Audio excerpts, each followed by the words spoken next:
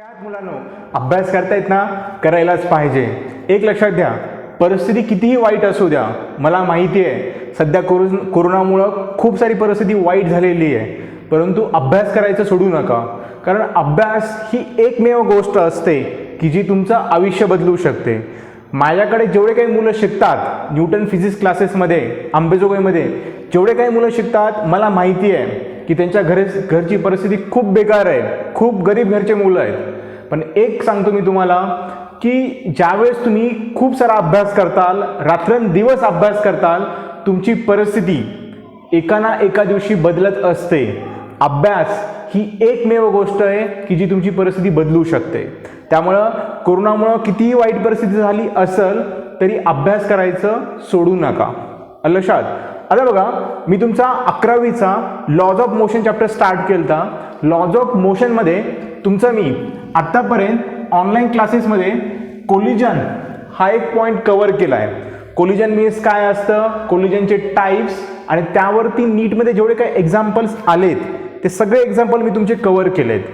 आजपासनं मी तुमचा lodge of मोशनचा शेवटचा पॉईंट स्टार्ट करत आहे, दॅट इज सेंटर ऑफ मास. आता बघा, सेंटर ऑफ मासला शॉर्ट फॉर्ममध्ये काय म्हणतात, COM. जसं तुम्हाला दोन दोन नावं असतात ना, पिल्लू, सोन्या, बंट्या, पिंट्या, तसं सेंटर ऑफ मासला दुसरं नाव काय, कॉम. लक्षात. आता बघा, सगळ्यात अगोदर मी तुम्हाला सेंटर ऑफ मास नेमकं असतंय काय हे तुम्हाला मी सांगाल. ठीक आहे. आता बघा, सेंटर ऑफ मास हे कुठल्याही बॉडीचं काढलं जातं. सपोज हा पेन आहे तर ह्या पेनला पण सेंटर ऑफ मास असतं. त्यानंतर सपोज करा हा मोबाईल आहे, ह्या मोबाईलला पण सेंटर ऑफ मास असतं. सेंटर ऑफ मास नेमकं असतंय काय बघा, सगळ्यात अगोदर डेफिनेशन बघा, the centre of mass is the point. Centre of mass हा एक काय असतो, पॉइंट असतो. Centre of mass is the point at which the whole mass of the body is suppose to be concentrated. समजलं नाही समजलं मला माहिती आहे. ठीक आहे. सपोज करा ही एक बॉडी आहे, ह्या बॉडीवरती असा एक पॉइंट असतो, ह्या बॉडीवरती असा एक पॉइंट असतो की ज्या पॉइंटला पूर्ण ह्या बॉडीचं मास काय झालेलं असतं, कॉन्सन्ट्रेट झालेलं असतं.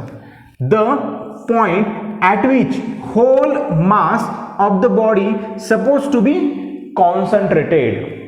ठीक आहे. आता बघा, ही बॉडी आहे, ह्या बॉडीवरती असा एक पॉइंट की ज्या पॉइंटला पूर्ण बॉडीचं मास कॉन्सन्ट्रेट झालेलं असतं, त्या पॉइंटला काय म्हणायचं, सेंटर ऑफ मास. ठीक आहे. आता बघा, हा मोबाईल फोन आहे, ह्या मोबाईल फोनचं सेंटर ऑफ मास मी काढतो बघा. ठीक आहे. आता बघा, लक्षात, म्हणजे असा एक पॉइंट आहे, हा इथला एक असा पॉइंट आहे की ज्या पॉइंटला पूर्ण ह्या मोबाईलचं मास कॉन्सन्ट्रेट झालेलं असतं, तशा पॉइंटला काय म्हणायचं, सेंटर ऑफ मास. समजलं. ह्या मोबाईलचं सेंटर ऑफ मास कुठे आहे, इथं आहे. ह्या पॉइंटला पूर्ण मोबाईलचं मास कॉन्सन्ट्रेट झालेलं असतं. लक्षात. आता बघा, हा माझ्याकडे मार्कर पेन आहे. आता ह्या मार्कर पेनचं मी सेंटर ऑफ मास काढतो. कसं काढतो बघा, असा एक पॉइंट की ज्या पॉइंटला पूर्ण बॉडीचं मास कॉन्सन्ट्रेट झालेलं असतं. ठीक आहे. आता कुठे पॉइंट मला हुडकायचा तो पॉइंट. ठीक आहे. मी ट्राय करून बघतो, इथं आहे का नाही, इथं आहे का नाही, इथं आहे का नाही. आता बघा, कुठे कुठे सापडते का, सापडला. असा एक पॉइंट की ज्या पॉइंटला त्या पूर्ण पेनचं मास कॉन्सन्ट्रेट झालेलं असतं, त्या पॉइंटला काय म्हणायचं, सेंटर ऑफ मास. जगात जेवढ्या काही बॉडी असतील तुमच्या सहित, आता म्हणताल सर तुमच्या बॉडीचं सेंटर ऑफ मास कुठे आहे, तुमची जी बेंबी असते ना, बेंबी कळतं ना, बेंबी, बिभीषणची बेंबी. रामानं ज्यावेळेस महाभारत नाही, रामायण ज्यावेळेस चालू होतं त्यावेळेस रामानं त्या रावणाच्या बिंबीमध्ये बाण मारला होता. कसं काय मारलं होतं, कारण रावणाचं सगळ्याच्या सगळं मास, सगळ्याची सगळी शक्ती कुठं कॉन्सन्ट्रेट होती, बेंबीमध्ये. म्हणून रामाने बरोबर त्याच्या बेंबीमध्ये बाण मारला, संपलं ते. ठीक आहे. आपल्या बॉडीचं पूर्ण मास कुठं कॉन्सन्ट्रेट झालेलं असतं, आपल्या बेंबीमध्ये. आपली जी बेंबी असते ना ते आपल्या बॉडीचं सेंटर ऑफ मास असतं. समजलं आता? ठीक आहे. आता बघा खाली मी एक्झाम्पल लिहिलंय पेनचं. ह्या पेनचं मी तुम्हाला सांगितलं ह्या पेनचं सेंटर ऑफ मास कसं काढायचं. असा पॉईंट हुडकायचा की ज्या पॉईंटला तुमचा पेन एकदम स्टेबल असेल. ठीक आहे. आता मी ह्या पेनचं सेंटर ऑफ मास काढतो. आता हे पेन जरा पळायला लागलंय आहे का, निघाला हो का. Point at which the mass of the body is suppose to be concentrate is called as centre of mass of body. ठीक आहे. आता बघा कुठल्याही बॉडीचं सेंटर ऑफ मास हे कसं काढलं जातं. जगामध्ये दोन टाईपच्या बॉडी असतात. एक असतं डिस्क्रीट सिस्टीम बॉडी आणि दुसरीला म्हणायचं कंटिन्युअस बॉडी. खाली लिहा आता second point. The centre of mass of system. System means काय असतं बॉडी. सिस्टीम म्हणजे असं काय वेगळं समजायचं नाही.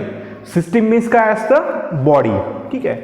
The centre of mass of system can be classified into two types. कुठल्याही बॉडीचं सेंटर ऑफ मास हे कसं काढायचं बघा. बॉडी दोन टाईपच्या असतात. एक डिस्क्रीट सिस्टीम बॉडी असतं, दुसरी असतं कंटिन्युअस बॉडी. दोघांमधला मी फरक सांगाल त्यामुळे निवांत घ्या, शांततेत घ्या. There are two types of bodies. One is discrete system और डिस्क्रीट बॉडी आणि दुसरीला म्हणायचं कंटिन्युअस सिस्टीम किंवा कंटिन्युअस बॉडी. ठीक आहे.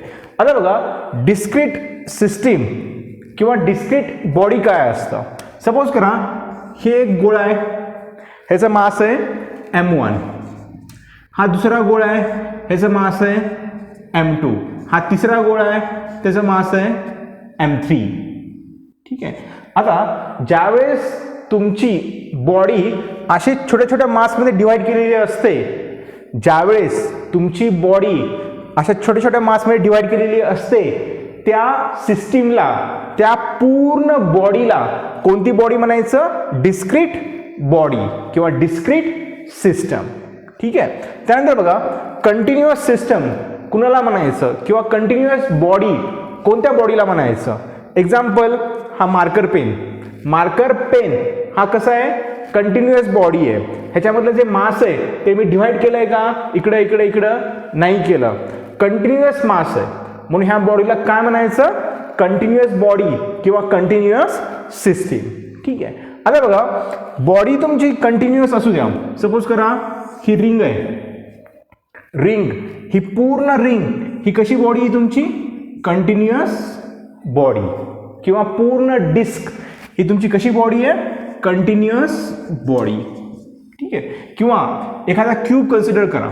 हा तुमचा क्यूब, हा क्यूब, हा क्यूब, हा क्यूब कशी बॉडी आहे कंटिन्युअस बॉडी. ठीक आहे. बॉडी तुमची डिस्क्रीट असू द्या नाहीतर कंटिन्युअस असू द्या, त्या बॉडीला सेंटर ऑफ मास असतं.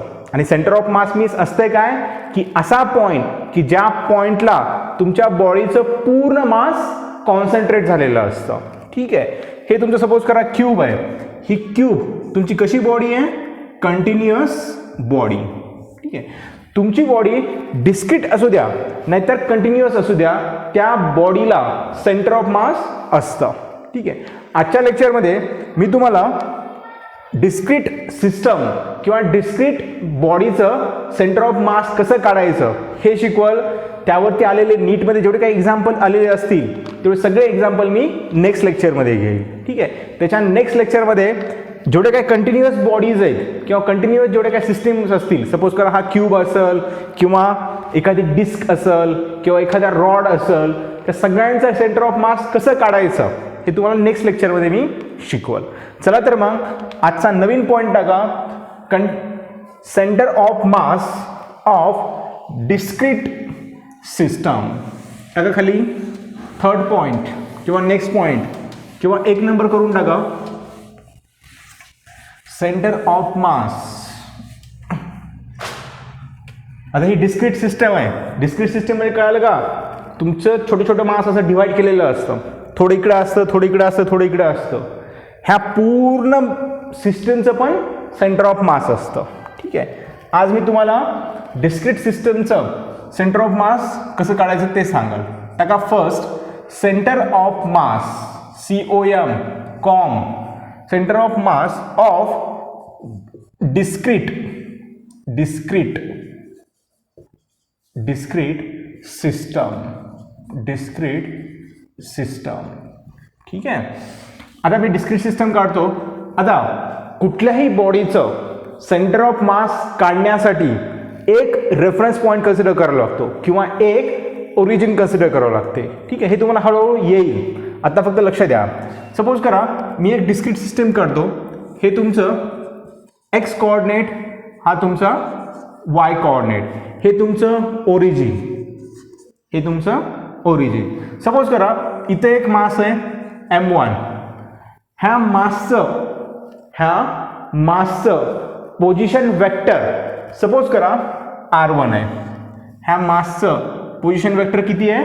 R1 आहे. त्यानंतर एक दुसरा मास आहे M2. हा M2 मासचं पोझिशन वेक्टर किती आहे? R2 आहे, ठीक आहे. त्यानंतर सपोज करा एक तिसरी बॉडी आहे आणि त्या तिसऱ्या बॉडीचं पोझिशन वेक्टर किती आहे? R3 वेक्टर आहे, ठीक आहे. आता बघा ही डिस्क्रीट बॉडी झाली.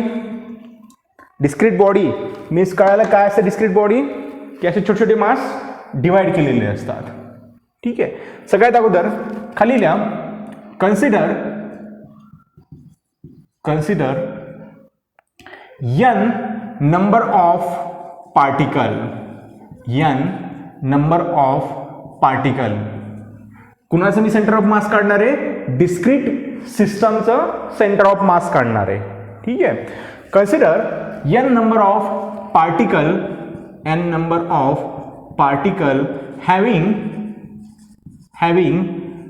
मास M1. असे मी 3च काढलेत. असे n नंबर म्हणजे खूप सारे, ठीक आहे. Consider n number of particle having mass M1, M2, M3 dash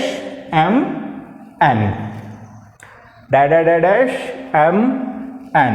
इकडचं कट करतो मी आता. Mn, ठीक आहे. हॅविंग पोझिशन वेक्टर M1 मासचं पोझिशन वेक्टर काय आहे? R1 vector. M2 मासचं position vector काय आहे? R2 vector. M3 मासचं position vector काय? R3 vector. आणि पोझिशन वेक्टर काय आहे किंवा काय असतं हे तुम्हाला मी वेक्टर शिकवताना शिकवलेलं आहे, ठीक आहे.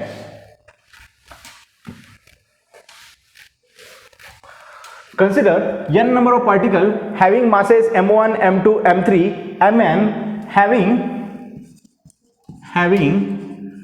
position vector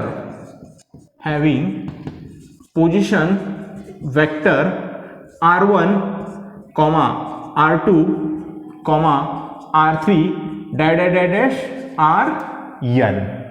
ठीक आहे. अशा नंबर ऑफ बॉडीज आहेत. त्या नंबर ऑफ बॉडीचं मला काय काढायचं आहे? सेंटर ऑफ मास काढायचं आहे. आणि सेंटर ऑफ मास हे काय असतं? एक पॉइंट असतो की ज्या पॉइंटला त्या पूर्ण बॉडीचं मास कॉन्सन्ट्रेट झालेलं असतं. कॉन्सन्ट्रेट झालेलं म्हणजे त्या पॉइंटला पूर्ण बॉडीचं मास एकत्र आलेलं असतं. ठीक आहे. ह्या पेनचं सेंटर ऑफ मास सपोज इथं असेल तर ह्या पॉइंटला पूर्ण पेनचं मास आलेलं असतं. ठीक आहे. R1, R2, R3 R the position vector. ठीक आहे. आता बघा हे जी पूर्ण डिस्क्रीट सिस्टम आहे त्या पूर्ण डिस्क्रीट सिस्टम मध्ये असा एक पॉइंट असेल की ज्या पॉइंटला पूर्ण सिस्टीमचं मास कॉन्सन्ट्रेट झालेलं असेल. लक्षात जसं ह्या पेनचं ह्या पॉइंटला मास कॉन्सन्ट्रेट झालं होतं तसं ह्या डिस्क्रीट सिस्टम मध्ये असा एक पॉइंट असेल की ज्या पॉइंटला पूर्ण सिस्टीमचं मास कॉन्सन्ट्रेट झालेलं असेल. ठीक आहे. खाली लिहा the position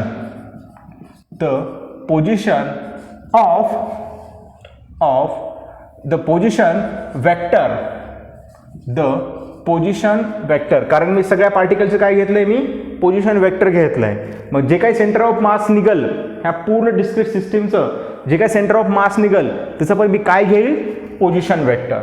the position vector of of center of mass is given by the position vector of center of mass is given by. Suppose करा ह्या पूर्ण डिस्क्रीट सिस्टमचं सेंटर ऑफ मास मीन्स एक पॉइंट आहे की ज्या पॉइंटला पूर्ण सिस्टीमचं मास कॉन्सन्ट्रेट झालेलं असतं. सपोज करा तो पॉइंट इथं असेल, तो पॉइंट इथं आहे. ठीक आहे, मग हा तुमचा झाला सेंटर ऑफ मास. मग ह्या सेंटर ऑफ मासला जोडणारा वेक्टर कोणता वेक्टर असेल? Centre of mass vector of position vector. ठीक आहे, आता बघा position vector of centre of mass is given by, position vector of centre of mass is given by. कसं काढायचं बघा, m1 into r1 vector, m1 into r1 vector plus m2 दुसरा mass into r2 vector plus m3 into r3 vector असं n number पर्यंत.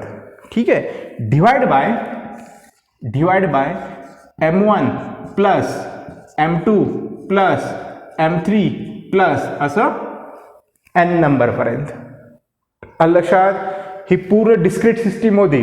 Discrete सिस्टमचं centre of मासचा position vector मी कसा काढला? ह्या फॉर्म्युला काढला. हाच फॉर्म्युला यूज करायचा. लक्षात, हाच फॉर्म्युला यूज करायचा. आणि सगळ्यात महत्त्वाचं, बॉडीचं सेंटर ऑफ मास काढताना एक रेफरन्स पॉईंट कन्सिडर करावा लागतो. मी रेफरन्स पॉईंट कोणता कन्सिडर केला? ओरिजिन. ठीक आहे, ओरिजिन.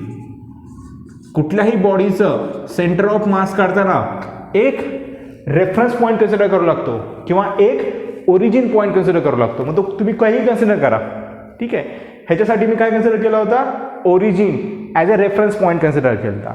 ठीक आहे, हा झाला तुमचा सेंटर ऑफ मासचा फॉर्म्युला. ठीक आहे, आता बघा तुम्हाला आणखी एक दुसऱ्या वेने मी तुम्हाला सांगतो की सेंटर ऑफ मास कसं काढलं जातं. ठीक आहे, आता बघा सपोज करा ह्या दोन बॉडी होते, ह्या दोन बॉडी आहेत. ही m1 बॉडी, दुसरी m2 बॉडी. त्यानंतर आता हे जरा डायग्राम मी नीट काढतो.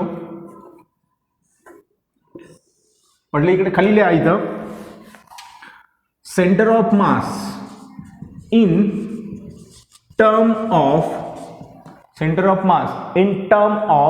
कोऑर्डिनेटच्या टर्ममध्ये सेंटर ऑफ मास कसं काढायचं?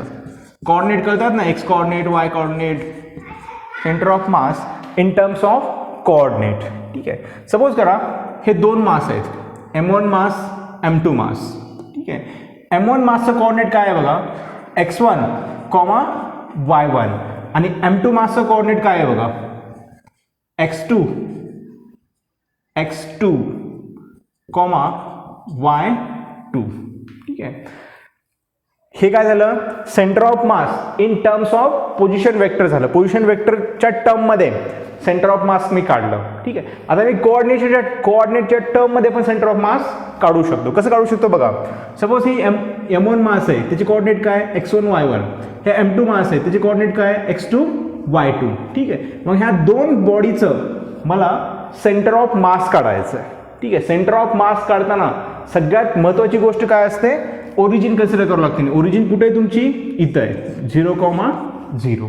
ठीक आहे, आता ह्या दोन बॉडीचं मला सेंटर ऑफ मास काढायचं आहे. 2 असू द्या, 3 असू द्या, कितीही असू द्या. ठीक आहे, centre of mass in terms of coordinate काढतो मी. ठीक आहे, आता सेंटर ऑफ मास सपोज करा त्या बॉडीचं इथं असेल. ठीक आहे, आणि त्या पॉईंटचे मला कोऑर्डिनेट काढावं लागतील. ठीक आहे, कोऑर्डिनेट काढावं लागतील म्हणजे एक्स कोऑर्डिनेट काढावं लागेल, मला वाय कोऑर्डिनेट काढावं लागेल. ठीक आहे, आता बघा सेंटर ऑफ मासचा एक्स कोऑर्डिनेट कसा काढायचा? Centre of mass x coordinate कसा काढायचा बघा? m1 into x1 plus m2 into x2. जर असे खूप साऱ्या बॉडी असतील तर m3 इंटू x3, y3 ते करत राहायचं. ठीक आहे, अप टू डॅश अशा खूप साऱ्या बॉडी असतील तर. ठीक आहे, सेंटर ऑफ मासचा मी एक्स कोऑर्डिनेट काढत आहे.